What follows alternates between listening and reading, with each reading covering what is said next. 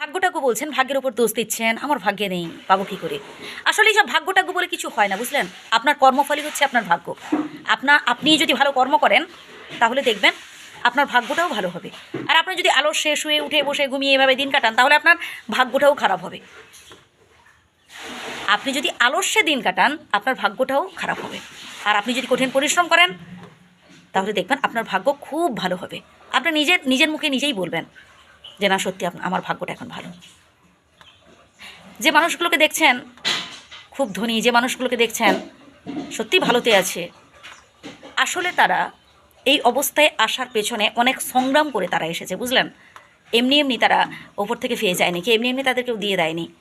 তাদের অনেক কঠিন পরিশ্রম করে এই জায়গায় আসতে হয়েছে। হয় সে এসেছে বা তাদের পূর্বপুরুষ কেউ না কেউ কঠিন পরিশ্রম করে, কঠিন সংগ্রাম করে কিন্তু এই অবস্থায় তারা এসেছে। তাই আমার একটাই রিকোয়েস্ট থাকবে, অনেক ভাই বোনেরা আপনারা বলেন যে আমার সংসারে সুখ নেই, আমার সংসারে অভাব, আমার সংসারে টাকা পয়সার অভাব, আর্থিক অভাবটাই তো বড় অভাব, বুঝলেন? বলে না, যখন অভাব ঢোকে তখন ওই ভালোবাসা জানালা দিয়ে পালায়। বাস্তব কথা, যখন আপনার অভাব থাকবে তখন ভালোবাসা না, ওইসব প্রেম এগুলো জানালা দিয়ে পালিয়ে যাবে। এটা সত্যি বাস্তব কথা। বাস্তবটাকে আমাদের মেনে নিতেই হবে।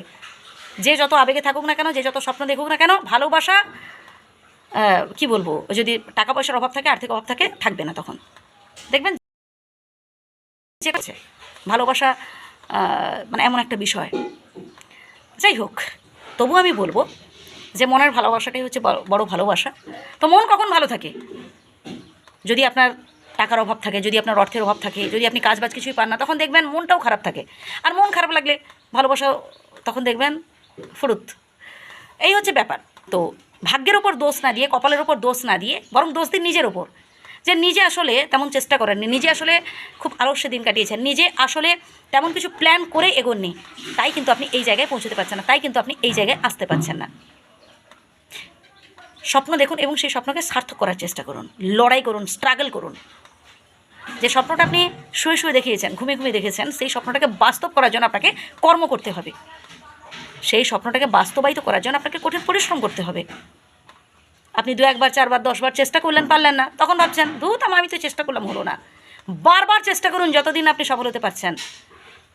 আর ঈশ্বর তাদের মানে কি বলবো, ভাগ্য ভালো করেন কি তাদেরকে ভালো ভাগ্য দেন যারা কঠিন পরিশ্রম করে, যাদের মধ্যে একটা মনোবল রয়েছে, যারা কুঁড়ে, ঈশ্বর তাদের ভাগ্যটাও কুঁড়ে করে দেন। অর্থাৎ তাদের ভাগ্যটা খারাপই হয়ে যায়, কারণ সে তো চেষ্টাই করেনি। যে দেখবেন সবসময় অপরে কিছু দিল এবং অপরে কিছু দেবে এইটার আশায় থাকে, তার ভাগ্য দেখবেন সবসময় খারাপ থাকে। কারণ সে কখনো নিজের থেকে চেষ্টা করে না, সে সবসময় অপরের উপর ডিপেন্ড হয়ে থাকে। অপরে দিলে সে নেবে, অপরে দিলে সে খাবে, অপরে দিলে সে চলবে। ভালো থাকবেন, পারলে ভিডিওটি শেয়ার করবেন।